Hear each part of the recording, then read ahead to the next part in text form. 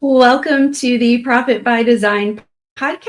I am Melissa Kay, the lead strategist and chief dream officer at Top the Potential, and Dr. Sabrina Starling, the everything, the business psychologist, TEDx speaker, founder of Top the Potential, absolutely amazing, phenomenal human being.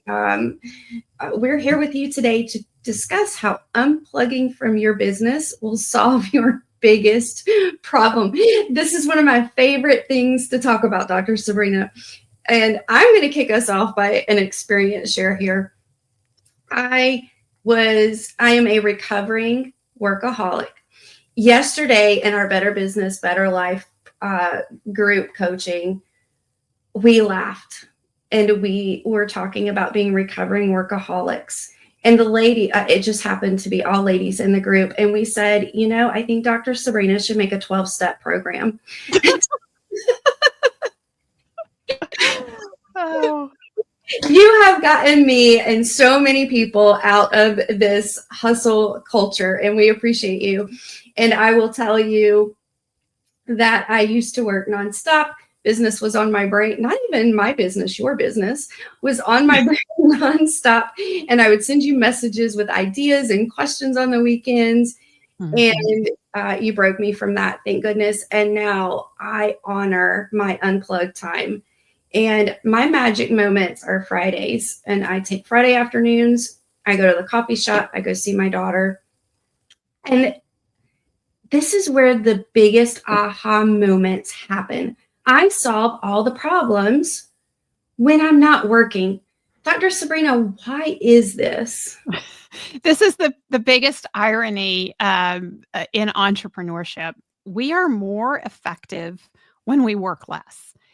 And I chuckled when you introduced me and you said something about she's the everything. And I flashed in my head because what you guys don't know is right before we're recording this, there's bad weather coming, like really bad weather. And so I was running around outside, making sure the horse is in the stall and the goats are where they need to be. And I had just planted a beautiful little Japanese maple this weekend. And I was out there covering it and staking it and putting tarp over it to protect my little baby Japanese maple. And so I'm a goat farmer, I'm a rancher, I'm a horticulturalist. I don't know. I'm all these things. Oh yeah. And then I'm going to come here and work this morning. But actually it totally energized me. I got my heart rate up and I was out there enjoying fresh air and not really sunshine, but a lot of wind, and pollen.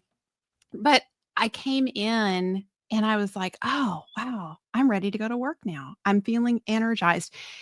That is what it means to have a life away from work and how it serves us in our work. When we sit in front of a computer, first off, everything in our body, the longer we are sitting, everything in our body becomes more stagnant. And there's so much research on how bad sitting for hours on end is. But there's a lot of entrepreneurs out there, like if you're in the construction business or landscaping, you may not be sitting at all during the day. You may be running around, but it's adrenaline running around. And it's not healthy exercise. And you're actually staying in this state where you are keyed up constantly. So you're constantly in fight or flight mode.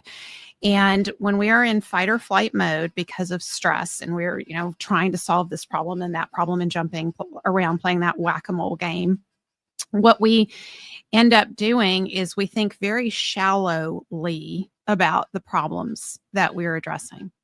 And we're not stepping back and thinking about what's the bigger picture and thinking about more powerful questions. So I think one thing that is so profound for us to remember is that if we don't like what's happening in our business, we need to ask better questions. The questions we ask determine the solutions we find.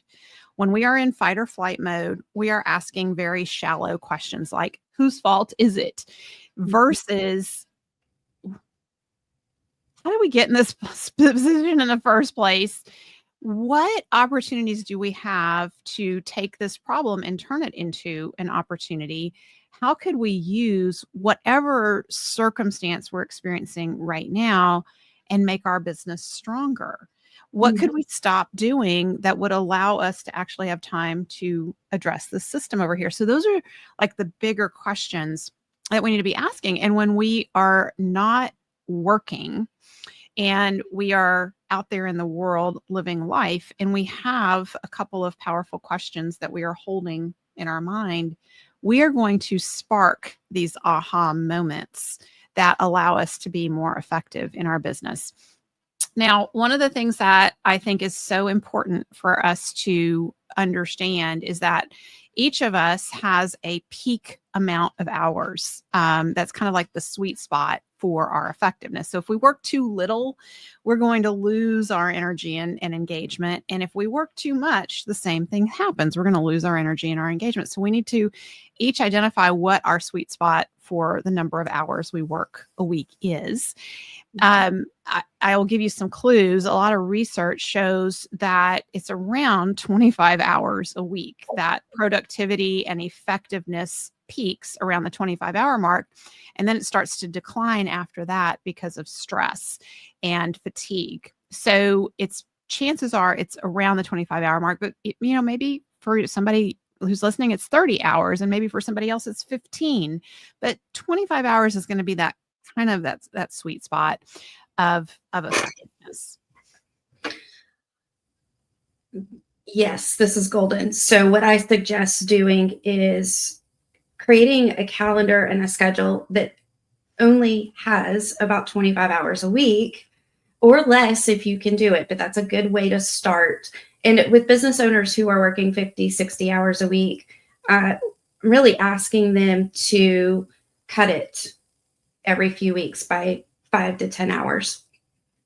Once you get your calendar situated where maybe you have 20 hours blocked for meetings and project and task time, then you have some white space there. So when you get a break, you can take some time off, or you can have time allocated for those unexpected things that are always going to come up in your business. But you cannot solve problems in your business sitting in front of your computer screen, because you have emails popping up and chat messages from team members. There's so much distraction happening. You have to physically get away. And once you take your mind off of it, this magic just happens. And it really allows you to think differently. You're not in that fight or flight mode, right, when you're away from your computer, but it allows you to open your mind up and think differently and look at the big picture rather than being in the weeds of it. So, Dr. Sabrina, tell us about really the psychological benefits and how this leads to problem solving. So, I think when we're talking about psychological benefits, we become more creative. And I want to just kind of pick on you a bit, Melissa. When you would be sending me Voxer messages at 4 a.m. on Thursday mornings because you had a really great idea for Tap the Potential or something we could do or something that was going to make things better, I was very concerned because I thought, why is Melissa thinking about Tap the Potential at 4 a.m.? And I really encouraged her to put some limits there and reclaim that time for herself, because clearly Melissa has a creative burst of energy at 4 a.m., or she did back then. And this was several years ago. And so rather than focusing that on work, I encouraged you to really focus that on what are your interests and your passions. And you started exploring art and painting, and that energy, I have seen you, because you have really nurtured your artist. I have seen you become more and more effective at Tap the Potential in everything that you're creating and coming up with solutions that serve our clients. But what's happened is, instead of all of that energy going nonstop day and night, you've confined it to 25 hours. And Melissa is really, she when she talks to you about, like, you can cut your work schedule and, manage your calendar better, these are hard-won words of wisdom from Melissa, because this is a struggle that she has had. She Mhm. walks this talk continually. She's constantly looking at, there's more that's needed from me, but how do I do this in 25 hours? Mhm. And evaluating what can I stop doing and what can be done more effectively so that the important things happen within this 25-hour mark. So the problem solving happens when we shut our brains off from work and we focus on something that gives us energy.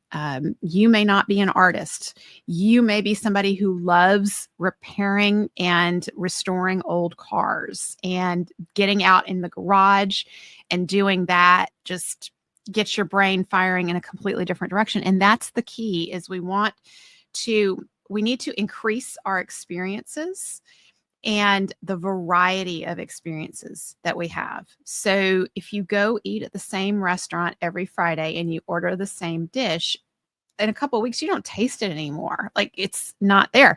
But when you go to a different restaurant, or you go out of town and you eat a completely different type of meal than you would ever eat, all of a sudden you feel all the flavors again. So it's about keeping our brains alert and active. And so when we are taking vacation and leaving our environment, leaving the business, turning off and unplugging and having different experiences, we are setting ourselves up to see the world in a different way. Mhm. And everything that drives the growth of our business comes from micro innovations, not massive innovation, but micro innovations where we just take a challenge and we look at, how do we solve this problem a little bit better for our best clients and customers.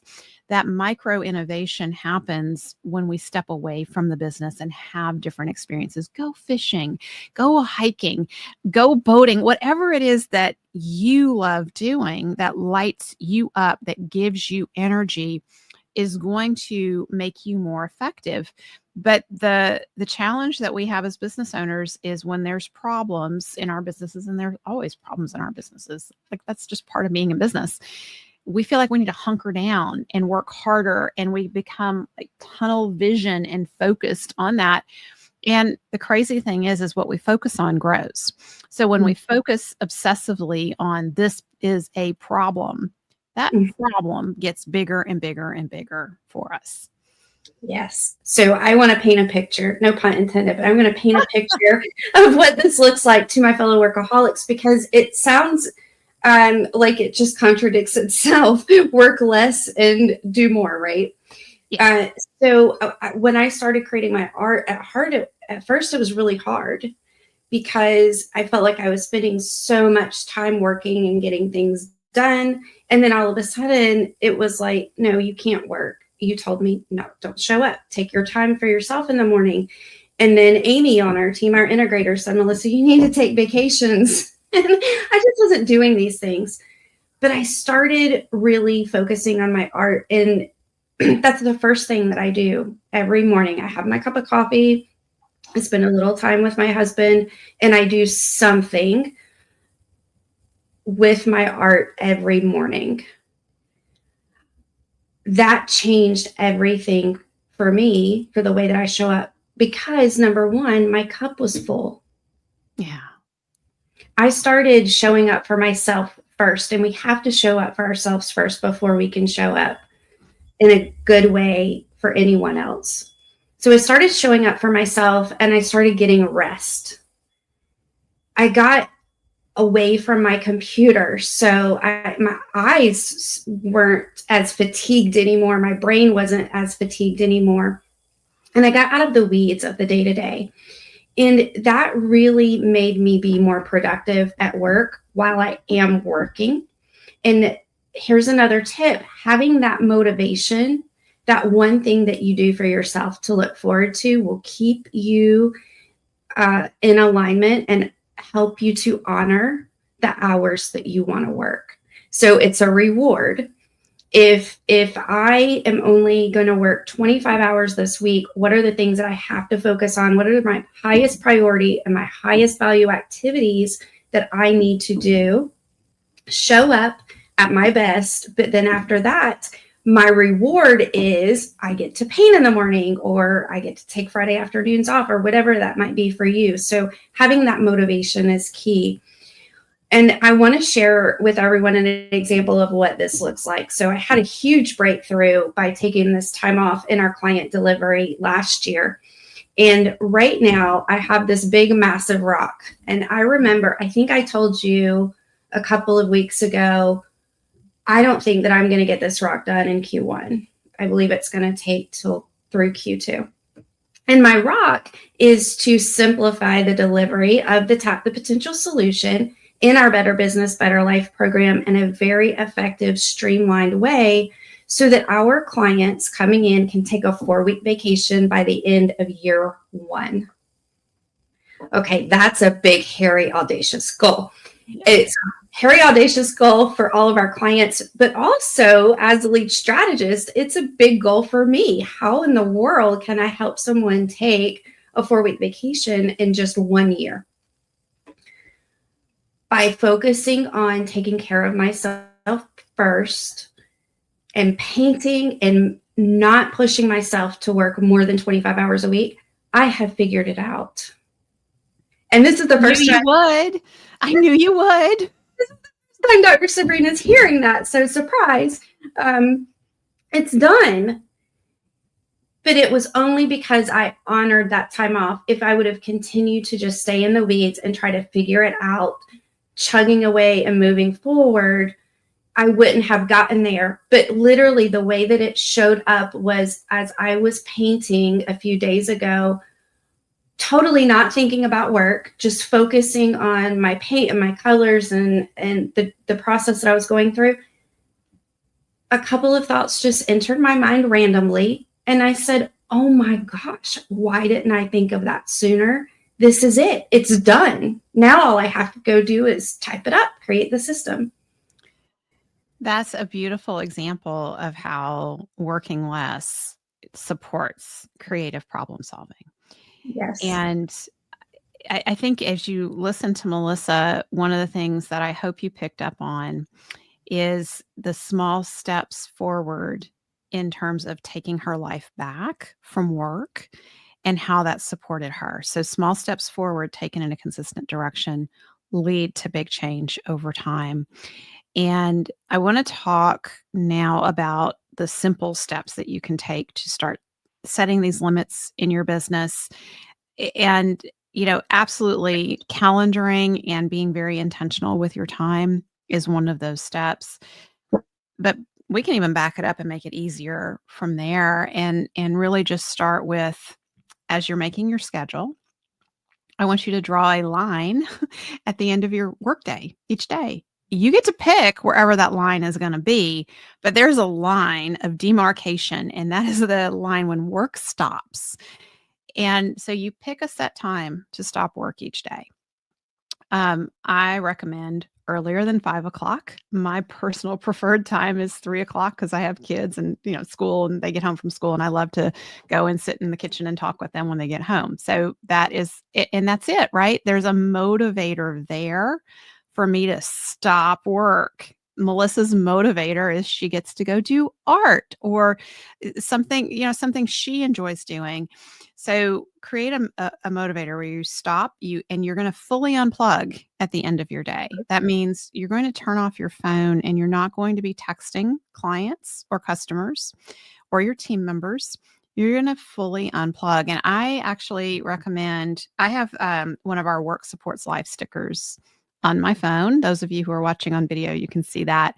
That is my biggest reminder that when I turn my phone over, that I'm just shutting work off so that I can turn life on and be present with yourself and your loved ones each day. Like that is going to help you recharge for the next day. That one action is so profound, and the impact that has on your life going forward is going to be amazing. So that's just one action. If you want to be like super, like I really want to get a handle on this and unplug, the next action is to reclaim your weekends. Take your weekends back from work. So stop working on the weekends, fully unplug, put that phone down, and be present with yourself and your loved ones and create experiences. So look for dates that you can do with yourself or with your loved ones where you are going out and doing something totally different that you've never done before. I took myself on a date a couple Fridays ago, and I went and did something completely out of the ordinary, and it totally recharged me. And it just made me think, oh my gosh. And I started thinking about new ideas and possibilities, not just at work, but in my life too. So these are the simple things. Okay. So have a set time to stop work each day, fully unplug on the evenings and weekends. And then in your fully unplugged time, create experiences for yourself and your loved ones. And by the way, yourself should be one of your loved ones. So when we say for your loved ones, that includes you. And really just take care of yourself. Those are simple steps.